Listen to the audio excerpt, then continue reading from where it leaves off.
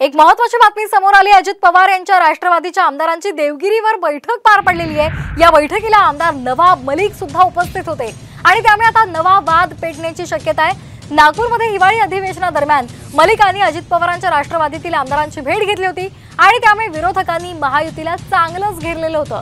विधान परिषदेच्या निवडणुकीच्या पार्श्वभूमीवर ही बैठक बोलावण्यात आली होती।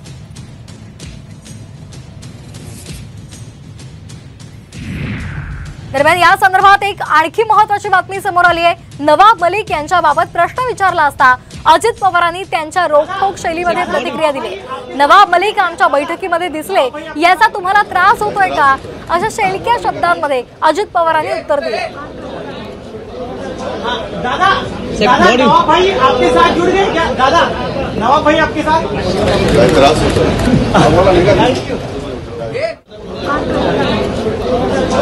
दादा नवाब भाई आपके साथ जुड़ गए क्या? दादा नवाब भाई आपके साथ त्रास होता है।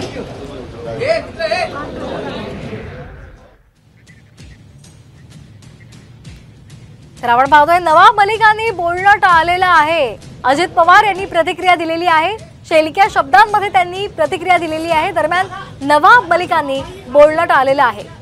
काल बैठक झाली, या बैठकीमध्ये नवाब मलिक दिसले आणि त्या संदर्भात माध्यमकर्मींनी अजितदादांना प्रश्न विचारला, त्यावर तुम्हाला त्रास होतोय का असा सवाल त्यांनी विचारला होता। तसंच शेलक्या शब्दात त्यांनी उत्तर दिलं होतं।